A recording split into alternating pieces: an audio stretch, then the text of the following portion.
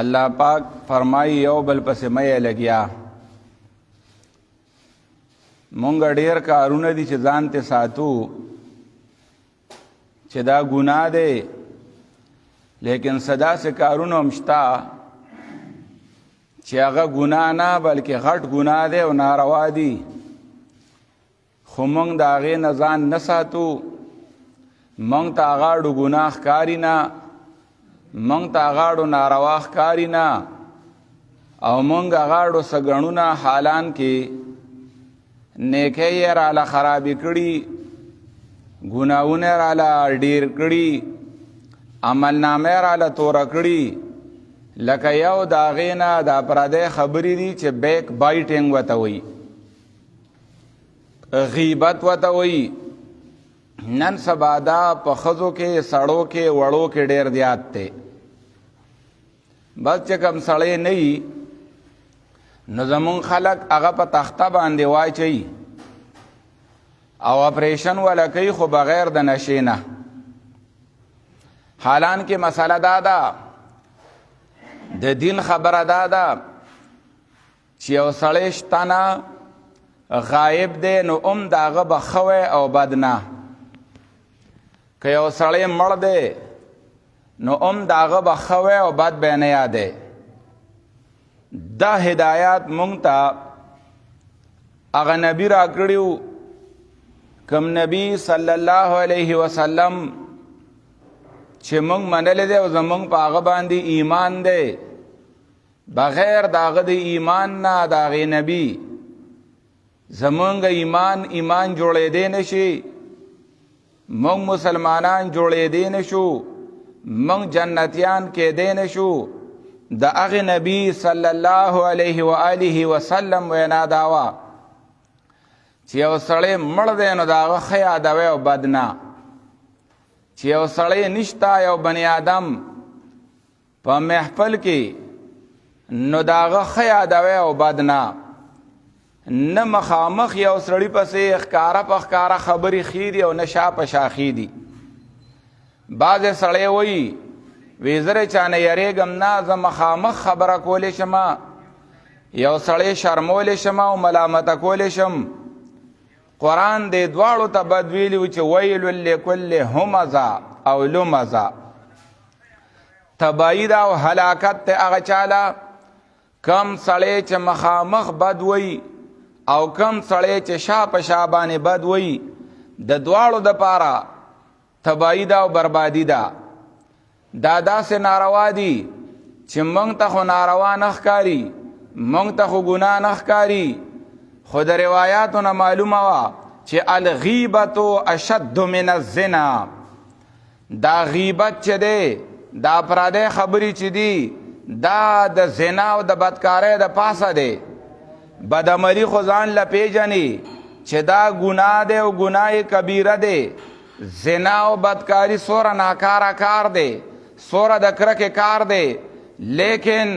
د دې روایت تر مخه چې الغیبت اشد من الزنا دا غیبت او دا پردی خبرې دا د بل بد ویل شا په شا باندې دا د هغه زنا او د هغه بدکارۍ نه بره خبره ده دې کې وجه دا ده چې که یو سړی بدعملي کوي نو هغه به توبه وباسي هغه ورته ګناه وایي هغه دا مني چې د ما دا کار غلط دی امید دی الله به یې معاف کي لیکن کم یو سړی چې هغه پردی خبرې کوي او پردي غیبتونه کوي چې مونږ ټولې کوو نن سبا الله دې معافي وکړي نو مونږ صرف په توبه باندې نه معاف کیږو صرف په توبه باندې نه خلاصیږو د غیبت نه غیبت کې به خبره دایي چې مونږ به د هغه سړي نه معافي غواړو کم سړی چې مونږ غیبتونه ورله کړي دي غیبتونه د هغې سړي نه به معافي غوښته پکاري نو ووایه چا معافي غوښتې ده او کله معافي غوښتې ده بله دا ده چې زمونږ خلک دا یو قسم له ګناه ګڼو نه مونږ دې ته غلط کار وایو نه نو مونږ د هغې نه به توبه څنګه وباسو چې یاره دا غیبت هم ګناه دی دا پردی خبرې هم ګناه دي مونږ دا پیژنو چې دا سړی پلانې ډله کې د ډېر ګناهګار دی دا سړی پلانې ډله کې دا ډېر خطاکار دی دا ډله د ګمراهانو ډله ده لیکن دا سوچ نه کوو چې دا زه کم کار کومه زما دا کم عمل دی دام ډیر ناکاره دی دام د ګمراهانو دی دام د کافرانو دی او په دې باندې هم زه ډېر غټ ګناهګارېږم چې الغیبت اشد من الزنا ته ګوري پکار خو دا دي ما درته ووې د دواړو جهانو د سردار خبره وه چې کله یو ځای کې ته ناستې او په هغه ځای کې د چا خبرې کېدې د چا غیبت کېدو د چا بد ویلې کېدو نو پکار خو دا ده چې ته د هغې خبرې مخنیوی وکړې د هغه خپل رور په حق کې خبره وکړې چې رور دا خبرې مه کوه رور هغه سړی په بدو باندې مه یادوه یا رور ځان مه ګناهګاروه او هغه داسې نه دی دا ته چې څنګه وایې او چې شتې نه او دلته مونږ خبرې کوو نو دې سره هغه ته خو پیدا رسو خو ځان له نقصان کوو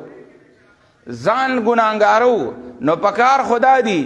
دا د الله د نبی صلی الله علیه وسلم هدایاتو من غتیب عنده اخوه المسلم هغه سړی چې د چا په مخ کې د یو مسلمان رور غیبت کېدو کم محفل کې کېدو کم اجره کې کېدو کم دکان کې کېدو کم بیٹک کې کېدو او ته ناست وې نو پکار دا دی چې مخنیوی وکې او که چېرې تا مخنیوی وکړو نو مخکې فرمایي نصره الله فی الدنیا والآخره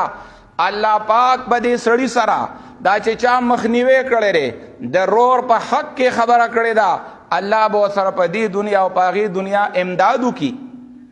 الله به ورسره مرسته وکړي او که چېرته کې مثال تا دفاع ونه کړه یو سړي پسې غیبت کېدو یو سړی چا په چچ کې اچولی دی او تا داغه دفاع ونه کړه یوازې خاموشي نه خاموشۍ باندې خو به ګناهګاري بلکې که تا دفاع وکړه نو خو الله به دې امداد وکړي لیکن که دفاع دې ونه کړه د هغې سړي مرسته دې ونه کړه نو ادرکه الله فی الدنیا والآخره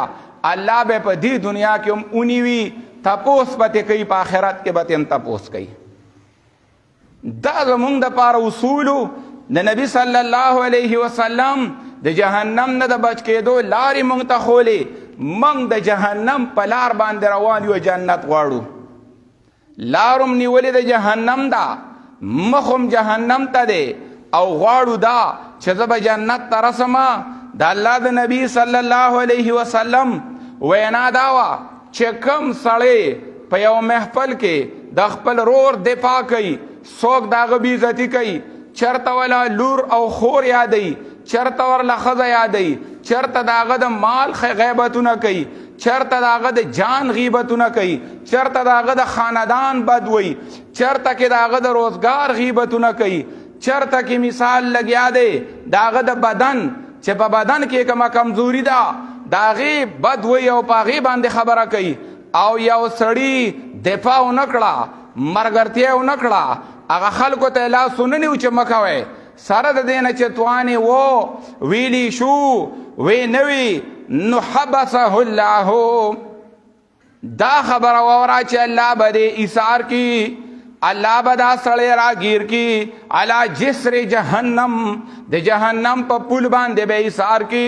لکه څنګه چې سره زر دی هغه په باټۍ کې ویلی کیږي خیره د هغې نه لر کیږي صفا کیږي دا سړی به هم په دغه جهنم باندې ایثاري تر دې پورې چې پاک شي وینځلی شي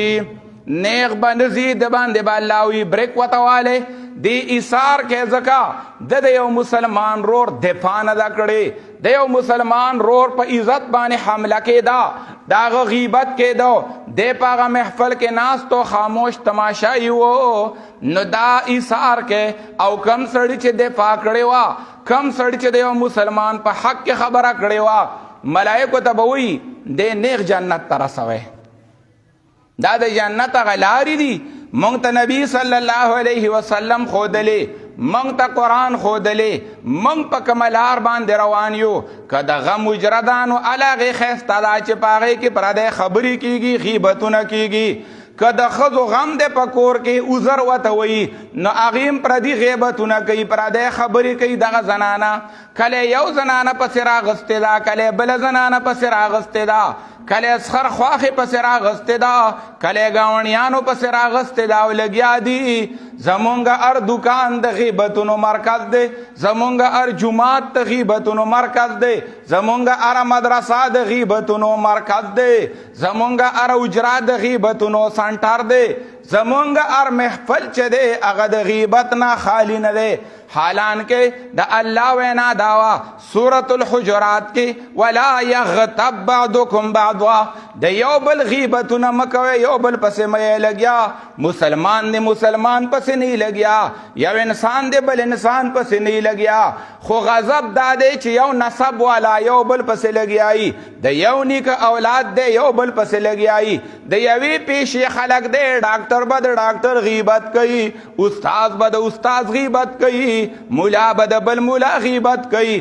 طالب علم به د بل طالب علم غیبت کوي، زنانه به د نورو زنانو غیبتونه کوي، زمیدار به د نورو زمیدارو غیبتونه کوي، دکاندار به د نورو دکاندارانو غیبتونه کوي، ملازم به د نورو ملازمینو غیبتونه کوي. خلک لګیا دی په دې باندې او د رب وینا داوا چې تاسو یو بل پسې مه لګیا.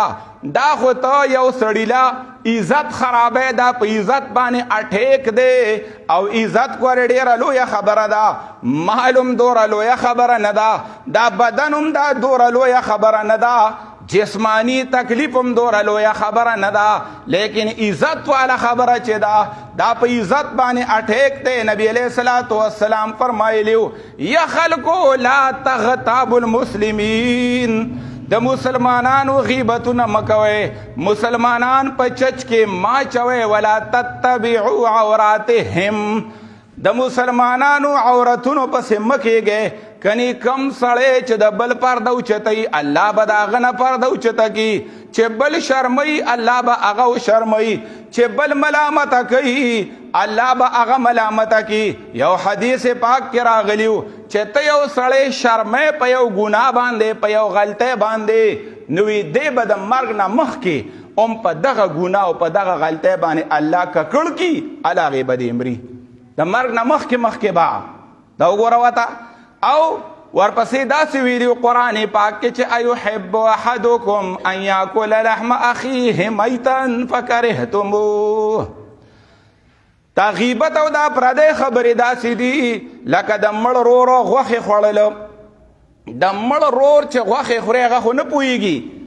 ټیک ده، هغه خو نه دی خبر چې ما سره څه وشو. دکه شانتې چې یو سړي پسې ته لګیا یې هغه خو نه دی خبر، لیکن تا د هغه بېعزتي وکړه، تا د هغه غوښې وخوړې، نو ته سړي خورې چې د بني آدم غوښې خوري، د مسلمان غوښې خوري، دې ته به سړي خور وایي. زموږ د خلکو خیال دا دی چې سړي خور هغې ته وایي چې غوښه د بني آدم وماو یا پخا خوري نه وي دا سړي خور دی او خلک ورته سپک ګوري. نن هر جومات ته سړي خواره ځي، هرې تعلیمي ادارې ته سړي خواره ځي، په هر ور باندې هر کور ته سړي خواره ځي، په هر ځای کې په هر دکان کې په هر اجره کې سړي خواره ناست دي او دا ټول د ځان دشمنان دي. دا چې موږ لګیا دا پردی خبرې کوو نو په دې کې یو کار دا کیږي چې د هغه چا خبرې کوو نو د هغه نه ګناهونه سنډو، د هغه ګناهونه کمو او خپله غاړه درنو. نه یې لکه دا ته چې چا پسې لګیا یې خو دا سړی ستا ناخوښه دی که نه، نو ته خپلې نیکۍ هغه چاله ورکوې چې هغه ته دشمن وی، خپلې نیکۍ خیراتي ورکوې، ویش یې ځان په ډیبټ کې راولي او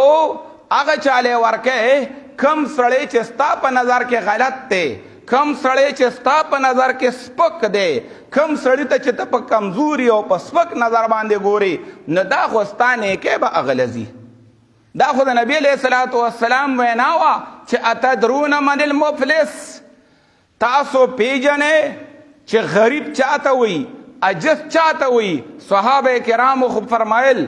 نبی صلی الله علیه و آله وسلم ته چې پیسې ورسره نی نو غریب دی، دینار ورسره نی نو غریب دی، درهم ورسره نی نو دا غریب دی، ریال ورسره نی نو دا غریب دی. نبی صلی الله علیه وسلم فرمایل چې نه، هغه سړی چې د قیامت په دربار کې راشي، منځونه ورسره دي، عبادتونه ورسره دي، د نیکو یو بوساړی جوړه کړې ده، خو دا سړی داسې و چې چې د قذف هذا دغه یو ته کنزل کړیو، شتم هذا دته بدنامه لګولا، کنزل یې کول چاته، ضرب هذا په دې یو یې گزار کړی دی، یعنی د یو بیزتی کړی دا، د بل بیزتی کړی دا، په یو یې گزار کړی دی، د بل گزار باندې په بل گزار کړی دی، د یو مال نقصانی کړی دی، د بل مال نقصانی کړی دی، د یو عزت لوټلی دی، د بل عزت لوټلی دی. دا خلق با د دې نیکو الله پاک به هغه ورکړي هغه د چا بېعزتۍ یې چې کړې وي، اخیره کې به د نیکو هغه بوساړه ختم شي او خلق بلا پاتې چې د کم راټلی دی، د کم وښلی دی، د کم بدنام کړی دی، بیا به راځي کسانو او د باندې به هغه خپل ګناهونه بار کوي، د ګناهونو یو سرټ به ورته ولګي. نو دا سړی چې دی دا دیوالیه دی، دا صحیح تاواني دی. د دې وجه نه بعد مشرانو وی، بعد لویو مشرانو عالمانو وی مونږ که غیبت کولی او د غیبت ضرورت راغی نو د خپلې مور به کوو، ځکه چې زما د مور ترې زما دا نیکۍ ورسي، چې زه چا غیبت کوم خو هغې له به زما نیکۍ ځي که نه، نو چې زما نیکۍ پردي سړي له ځي نو ښه دا نه ده چې زما مور له لاړې شي. دې ته سوچ کوه. د بعضې بني آدم مثال د مچ دی، مچو په ټول وجود کې معمولی زخمی ځای دی، خوږ ځای دی، هغه ټول ځای به پرېږدي او هغه خوږ ځای له به هغه نقصاني ځای له به راورسي. مونږ هم د مچ په شان یو، په یو سړي کې به 100 خبرې ښیي، 100 صفتونه به په هغه کې ښیي، لیکن یو کمزوري به پکې. انسان دی خلق الانسان ضعیفا، انسان کمزور دی، که په هغه کې یو غلطي ده ما کې به لسي، که په هغه کې 2 غلطۍ دي ما کې به شلي. نو دا بعض انسان لکه د مچ بیا په هغه ځای باندې ناستي او د هغه غلطۍ د هغه خطایې بڑا چڑا کر بیانوي. نو ګوره دا د انسان د خپل عملنامې دپاره خطرناکه خبره ده. خپل عملنامه دې توره کړه.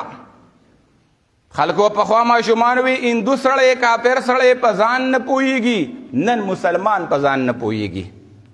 خپل عملنامه خرابوي خو نه دی خبر.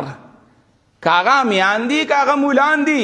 داسې خبرې به کوي چې د دې آیت خلاف به کوي چې ولا یغتب بعضکم بعضا،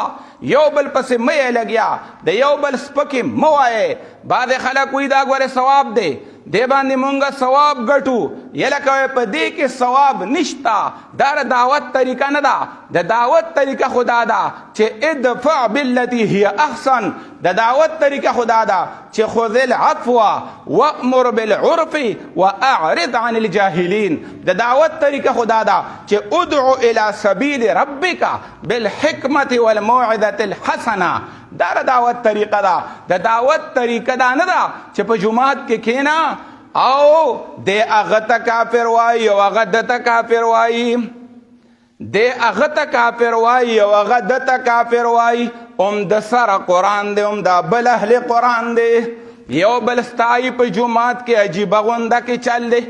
یو بل ستایي په جماعت کې عجیبه غونده کې چل دی چې شهید مسلمان دی او غازی مسلمان دی. وجنیم یو بل او وجه دا ده د غیبتونو وجه دا ده چې زه کومه ډله کې یم نو دغه سړی په هغه ډله کې نه دی، زه کې ستایمه. زه چې کومه تنظیم کې ما په دې تنظیم کې دغه سړی نه دی نو زه کې ستایمه. زه چې کومه فرقه کې ما په هغه فرقه کې دا سړی نه دی. هر سړی مسلمان هغې ته وایي کم چې د ده په فرقه کې وي، کم چې د ده په ډله کې وي نو د هغه بیمار پورسیله به هم ځي. عیادت المریض، د مریض تپوس به کوي، خو د هغه چا تپوس به کوي چې کم د ده په ډله کې دی، په تنظیم کې دی. دغه شانتې هغه سره به امداد هم کوي چې مسلمانان دی د یو بل امداد وکړي. هغه چا سره به امداد کوي، د هغه چا جنازې له به ځي. اتباع الجنائز، کم چې د ډلې سړی دی، کم چې د فرقې سړی دی. ولکه د مسلمانۍ په چوکټ کې خو هر مسلمان د بل مسلمان رور دی. المسلم اخو المسلم، الله ویلي دی چې انما المسلمون اخوة، دا ټول مسلمانان د یو بل رونه دي. مسلمان به د مسلمان دفاع کوي، مسلمان به د مسلمان خیر خواهي، مسلمان به د مسلمان سره ښېګړه کوي، مسلمان به د بل مسلمان د عزت حفاظت کوي، مسلمان به بل مسلمان مسلمان د کندې نه بچ کوي، مسلمان به د بل مسلمان د عزت خیال ساتي. نو دا ولې زما دشمن دی؟ دا ځکه زما دشمن دی چې دی په فرقه کې زما نه جدا دی، دی په ډله کې زما نه جدا دی. نو زه دغه جومات کې مونځ نه کوم او ته دې جومات کې مونځ نه کوې. ستا هغه جومات دی بورډ دی پې لګولی دی چې دا د پلانو جومات دی، زما دا جومات دی ما پې بورډ لګولی دی چې دا د پلانو جومات دی. نه نه، ان المساجد لله، جومات خو د الله کوري، په هغې کې د الله بندګي به کېږي. ته هم دغه 2 رکعاته فرض کوې، زه هم دغه 2 رکعاته فرض کوم. ته هم الله ته ولاړې نو زه هم الله ته ولاړم. تا هم خانه کعبې ته مخ کړی دی نو ما هم خانه کعبې ته مخ کړی دی. ته هم رکوع او سجده رب العالمین ته کوې، زه هم رکوع او سجده رب العالمین ته کوم. ته هم د رسول الله صلی الله علیه وسلم آخري نبی منې چې لا نبی بعدي، زه هم رسول الله صلی الله علیه وسلم آخري نبی منم، د الله نبی یې منم، رحمت للعالمین یې منم. خو بیا ته ما سره جنازې له نه راځې، زه تا سره جنازې له نه درځم. ته زما تپوس نه کوې، زه ستا نه کوم. ته ما سره مرسته او امداد نه کوې، زه تا سره نه کوم. ته ما پسې خبرې کوې، زه تا پسې خبرې کوم. وجه دا ده چې په پوچې پوچې خبرو باندې د ما او ستا اختلاف دی. کله دا اختلاف دی چې لاس به برک دی که لاس به ښکتک دی، په دې خبرو باندې جګړه ده. کارغه حلال دی، کارغه مردار دی، مې حلال دی، مې مردار دی. په دې پوچو پوچو خبرو باندې حالان کې مسلمان به د مسلمان روري، مسلمان به د مسلمان د عزت خیال ساتي او دا ډله بازی دا به نه کوي، بلکې واعتصموا بحبل الله جمیعا. و مسلمانانو ټول د الله په رسۍ، د الله په دین، په قرآن و سنت باندې کلک شئ، عمل وکړئ. واعتصموا بحبل الله، حبل الله څه شی دی؟ رسۍ د الله څه ده؟ دا د الله کتاب د الله رسۍ ده، په دې به ځان الله ته رسۍ. رسۍ چې ده نبی صلی الله علیه وسلم دی، د هغې تابعداري ده، د نبی علیه السلام د سنتو پیروي ده. دین اسلام دی، ان الدین عند الله الاسلام. دین چې کوم دی زما اسلام دی، مذهب زما اسلام دی، فرقه زما اسلام دی، ډله زما اسلام دی. زه هم مسلمان یم، ته هم مسلمان یې. پکار دا دي دا ورورولي د مسلمانانو، بلکې هغې څه کوې ژوندانه باندې چې زمونږ غړی یخ نه شي. نو چې کله یو سړی له دنیا نه لاړ شي نو پس د مرګ هم بیا په هغه باندې مونږ ککوړې کېدو، د هغه خبرې کوو چې دی داسې و دی داسې و دی داسې و. یا لکه اوس خو معاف که که نه، اوس خو چې چا پیدا کړی و هغه له لاړو، مالک خپل ته مخامخ شو واپس لاړو، چې رب له ودرېده نو نه معاف کې اوس. او دا د رب د اخري نبی وینا وه صلی الله علیه وسلم چې لا تسبوا الاموات، تاسو د مړو بیا بد مه وایئ. چې کله یو سړی لاړ د دنیا نه نو بیا مه ستایئ، بیا هغې پسې خو بلکل سپکه خبره ونه کوئ. ولې؟ فانهم قد افضوا الى ما قدموا. دی چې کوم عمل کړی و د خپل عمل نتیجه ورته ورسېده، الله له لاړو نو بس کې که نه. که ته اوس غیبت کوې نو څه مقصد دی؟ د مړي خبرې کوې نو هغه ته پې نقصان رسېدی شي. ته وایې خلک د هغه نه د شر نه بچ کوم، نه خو ته لرې خو دنیا کې شته هم نه. د هغه خپلوان به خفه کېږي، د هغه عزیزان به دړمن کېږي، د هغه خیلخانه او د هغه رشته داران که خبر شي نو هغې ته به دړ رسي. دا د الله د نبي هدایاتو چې مړي مه یادوئ، او که یادوئ یې نو په ښه باندې یادوئ. د خپلو مړو دپاره شهادتونه وکئ، د نیکۍ شهادت، د ښه صفت شهادت، او خوله بنده کوي. بس اذکروا محاسن موتاکم، اذکروا محاسن موتاکم، د خپلو مړو ښېګړې یادوئ. چې یاره دا سړی داسې و چې مونځ ګزار و، دا سړی داسې و چې یاره ښه سړی و، دا سړی داسې و چې زړه نه پاک و. ته ښېګړه وله معلومه که نه، هغه ښېګړه وله یاده که. دا راته د نبي علیه السلام هدایات دي. وکفوا عن مساویهم، د هغې د ګناهونو نه خوله بنده کوې. چې مړ شوی دی په خوله باندې لاس کې د بد وله مه یادوه. بس الله له تللی دی، هغه پیدا کړی و، د الله دربار ته پیش شوی دی. الله چې کوم حساب کوي هغه حساب څوک نشي کولی. الله هغه سره د احتساب دی، د احتساب دربار له ورغلی دی. نو مونږه که یو سړی ژوندی دی نو په ژوندونې باندې هم نه معاف کوو، او که یو سړی مړ شو نو په مړونه باندې هم نه معاف کوو بلکې ټوله ورځ او ټوله شپه زمونږ په پردو خبرو باندې تیریږي زمونږ په پردو غیبتونو باندې تیریږي او که چېرته کې څه نیکي او څه ښېګړه م کړې ده هغې نیکۍ او ښېګړې ته د خپل لاسه تیلې ورته کوو کنی نو خاموشي غوره ده من سمته نجا هغه څوک چې خاموشي اختیار کړه خاموشي د ګناهونو د خبرو نه اختیار کړه خاموشي د غیبت نه اختیار کړه یعنی خاموشي داسې نه چې ګنې مونځ نه کوو خاموشه ناستې داسې قرآن تلاوت نه کوو خاموشه ناستې دی به کامیابي مطلب د خیر خبره نه کوله نه امر بالمعروف او نهی عن المنکر به کې د ښېګړې خبره به کې ذکر د الله به کې یا ایها الذین آمنوا اذکروا الله ذکرا کثیرا الله به ډېر ډېر یادی پکار دا دي او مونږ ډېر ډېر څه کوو ته ما یادوه زه تا یادوم نن که ګوري د سیاسي خلکو جلسې ګوري د هغې پریس کانفرنس ګوري نو یو په بل پسې خبره کوي بل په بل پسې خبره کوي هغه جلسه ګرمه جلسه ده چې په هغې کې د بل د هغه جامې د هغه څادر د هغه ټوپۍ هغه په ځمکه باندې وغورځولی شي نو هغه ډېره زبردسته جلسه ده او خلک ورته هم راغونډېږي خلک ورته هم نبي صلی الله علیه وسلم صحابو ته وایي که ته وایې چې دا خو ریشه وایي که نه پلان کې وی ریشه وي چې هغه پلان کې ایسې وسانډه وی چې ریشه باندې سنډي او ریشهو باندې ورپسې خبرې کوي نو دا صحیح په ریشه غیبت کوونکی سړی دی دا چا وي دا نبی صلی الله علیه وسلم فرمایلي چې تاسو پیژنئ اتدرون ما الغیبه تاسو غیبت پیژنئ چې غیبت څه ته وي نو صحابه وی یاره الله ته به پته وي د الله رسول ته به پته وي نبی صلی الله علیه وسلم فرمایل چې ذکرک اخاکا د یو سړي هغه خبرې کولو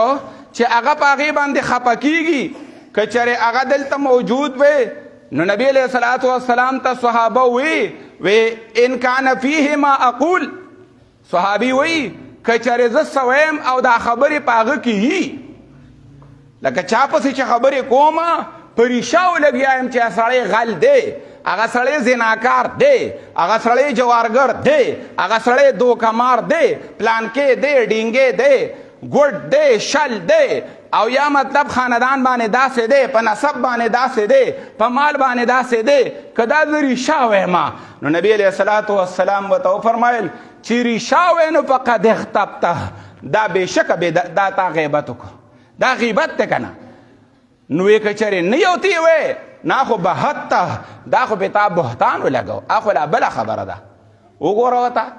اخو بدنامه دې پې ولګوله دا چې کم پکې شته نو که مثال دا خلک لګیا دی دا سیاسي خلک لګیا دی یو پسې لګیا دی بل پسې لګیا دی او د هغې د لاسه زمونږ دا ملک تباه و برباد شو دې ځای له راغی د غریب عوام چا سره فکر نشته د مسلمان چا سره غم نشته د جماعت چا سره فکر نشته د کونډې چا سره غم نشته د حلال او د حرام چا سره غم نشته بلکې هغه مالدار ملک په غریبۍ طرف روان دی دا هغه ملکو چې یو دور داسې و چې $1 د چا نه قرض نه و اخیستی او انډونیشیا ملیشیا او ډېرو ملکونو له مونږ قرض ورکوو مونږ قرض ورکوو دې ملک نو هغه دې ځای ته اوس راغی چې لکه دلته کې یو سړي انډر پلی کړي او ډېر قرضداري شوي بیا وله خلک قرض نه ورکوي بیا سره خلک اعتبار پې نه کوي دوره بدنام شي نو ملک هغه ځای ته راغی او یو پسې لګیا دی بل پسې لګیا دی زه وایم برباد گلستان کرنے کو بس ایک ہی الو کافی ہے برباد گلستان کرنے کو بس ایک ہی الو کافی ہے ہر شاخ پہ الو بیٹھا ہے انجام گلستان کیا ہوگا یو الو چې کوم دی یو ګونګی دی دله ټول باغ تباه و برباد کوي یو مانګک ته لار څه تباه کوي نو چې په هره څانګه باندې الو ناست دی الو نو دا به د باغ سره څه وکړي باغ کې به څه پاتې شي باغ دا وطن دی باغ دا زمونږ چمن دی چې د سرو سپینو درنګونه پکې شته د زمرودو درنګونه پکې شته کانونه پکې شته جواهرات پکې شته تیل پکې شته ګیس پکې شته او یقینو که بلوچستان کې یو ځای دی ریکوډیک پته وي که څه بلا ده په هغې ځای کې د سرو درنګ دی سره زر چې چا سره داسې سروي چا سره داسې میدانونه وي، چا سره داسې دریابونه وي، چا سره داسې ځنګلونه وي، چا سره داسې غرونه وي دا چې کوم دي، او هغه خلک هغه داسې زندگی تیروي لکه دا مونږ او تاسو چې په 2.5 روپۍ باندې بالښت د اوړو اخلو، او هغه خلک یو بل پسې لګیا دی وایي دا هغه د یهودو د نصواراو هغه خبرې دي، دیم رشاوي او دیم رشاوي. وقالت اليهود ليست النصارى على شيء وقالت النصارى ليست اليهود على شيء. یهود بوي دا نصاراو پس کې دین ډېر غلط خلق دي، نصاراو بوي وې دا یهود غلط خلق دي، دواړو ټیک وي. صحیح ده کنه؟ نه یهود څه خلق او نه نصارا څه خلق، دواړه کافرانو. خو یو یادو بل یادو، نن هم دغه شانتي حساب کتاب دی، زمونږ دغه شانتي مشران دي، او مونږ هسې چې دی نو خپل یو بل سره جنګونه پې کوو، یو بل سره غیبتونه پې کوو، یو بل سره غوسه کیږو، ځان له بلډ پریشر باره کوو د هغه سیاسي ارامخورو دپاره چا چې دا ملک لوټلی دی، چا چې د ملک دولت لوټلی دی، د هغې په سرونو باندې مونږ او تاسو یو بل سره سرونه ماتو. د دې خپلو بچو د تربیت غم وکړئ سړیه، د خپل اولاد د تعلیم غم وکړئ سړیه، د خپلې پیسې د خپل دولت دا د بچو په تعلیمونو باندې ولګوئ. بس مونږ دایو چې دی د ماسي لور د دا به وله کوم تش دا فکر دی. د دې څلور رشتو دی زه ډېر نیم ملګري، د تره لورو، د پاپو لورو، د ماما لورو، د ماسي لورو، د دې رشتې د ډېر نیم ملګري وی. ولې استاد نیم ملګري؟ یو خدا ده چې د دواړو جهانو د سردار څلور بچی وي، هغې چې واده کړي دي، یو پکې نبي علیه الصلاة والسلام جینۍ د خپل تره په زوی باندې نه ده واده شوي، د ماما په زوی نه ده واده شوي، د پاپو په زوی نه ده واده شوي. صحیح ده؟ نبی علیه الصلاة والسلام که ته وایې چې په علي صاحب باندې واده وفات ویما، نو علي رضی الله تعالی عنه د جینۍ د تره زوی نه و، بلکې د نبی علیه السلام د تره زوی او د جینۍ د پلار د تره زوی. او موږ یو بل کې ولې؟ دا د ځمکو د وجې چې بیا به ځمکه تقسیم در تقسیم شي چې دا دلته پاتې شي. بله دا مې راته بل د نبی علیه السلام رشتو ته وګوره، د دا نه یم چې ښه جایز نه دي، جایز دي، روا دي، خو ډېر غوره ورته زه نه وایم، ډېر بهتر ورته زه نه وایم، ځکه د نبي علیه السلام 11 ودونه کړي دي، په هغې کې چې ګورې تقریبا ټول د ماما او د پاپو او د ماسي رتلورو پکې نشته. پښتو کې هم خلک وایي د خپلو نه پردي ښه د پردو نه اپریدي ښه دي. ولې تاسو زمیندار په دې نه پوهېږئ چې په دې ځمکه ته کم غنم وکرې او بیا پې هغه کرې او بیا پې هغه کرې، نو پیداوار یې سمي؟ نه نوي داري کاکاري سره بدل کړې دا غنمو. تا خو دې کې بیالوجي ویلې، ولې په الله یقین نشته مې بدلوه، نه هغه بدلوي. نو ډاکټران هم دې کې ملګري نه دي. جایز درته وایم ناروا نه، خو زه ورته ډېر غوره ډېر بهتر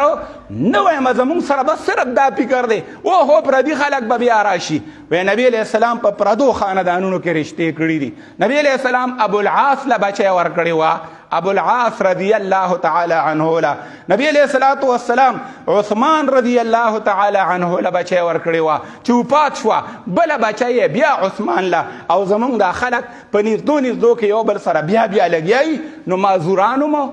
ما تر مثال له پټي پیش کو، مونږ سره د وړو صرف دکه غم دی. نه واده به وشي، د واده نه څوک پاتې کېږي نه. تعلیم وله ورکه، تربیت وله ورکه، د واده لپاره یې جوړ کا، علم او پوه ورله ورکه، د دې معاشرې دپاره ته یو ښه وګړی جوړ کا، او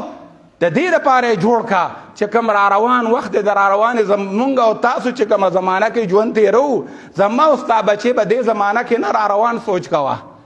را روان فکر کوه. او د هغې دپاره یو ښه خبره دا ده چې ستا د بچي خېټه ته دې حلالا وړی لاړه شي. نالاله خو به لاړه شي. په دې چم کې مې شمارې د 28 کسانو کونډې چولي دي، چې لېړمینان راځي نو چې غرب شي، نو په توحید آباد کې د مونږ خوا کې نیولي، یو ځای بل ځای د جومات نه ادر ورودر، غل ته به غل وایو، ساز ته به ساز وایو، چور ته به چور وایو. یو خبره چې حلالې حلاله بی، چې ارامه یې ارامه بی، په هغې به څوک خفه کېږي نه. د یو که چېرې تا سره دلیل چا سره وي چې حلاله را، نو دا زه بیا څه کومه 3 میټرې 4 زمونږ لګېدلي دي، بس غرب به تې وباسم. ولې دا زه داسې خیراتونه کومه؟ ما ته وښیې که دا کوړي د مدرسې پتوی، که د کراچۍ د مدرسې د پتوی، که د دیوبنیانو پتوی، که د اهل حدیثو پتوی، که د شیعګانو پتوی، که چېرته د اهل سنت والجماعت پتوی، او هغوی وایي چې مونږ یې ذمهوار یو، دا سیز حلال دی. نو وروره زه به ړومبی یم، دا 3-4 میټران چې زه چلومه، دا زه خیراتونه مثال کوم، خو غرب به وباسو تی که نه. نه وروره،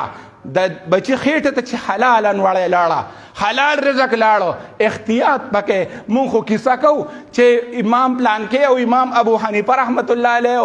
او پلار یې داسې و هغه چې کوم دی نو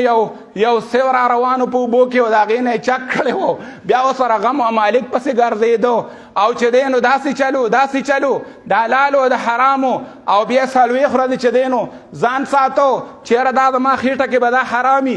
دا خبرې زما او ستا دپاره هم دي پکار دا دي چې زما او ستا د خېټې ته نوړی حلاله لاړه زما او ستا د بچي خېټې ته نوړی حلاله لاړه نو د دې بچي تربیت په خپله جوړ دی سم دی نو پردی خبرې او غیبتونه د یو بل پسې لګیا کېده د دې نه وتل پکار دي بلکې تربیت طرف ته د اولاد او د بچو جوړېدو طرف ته مخه پکار ده چې دا بچی جوړ شي دا بچی به مال او تاله صدقې جاریه که دی جوړ شو او که دی ناجوړه شو نو دی به زما او ستا جایداد والوزي دی به زما او ستا پټکې والوزي دی به زما او ستا عزت والوزي وآخر دعوانا ان الحمد لله رب العالمین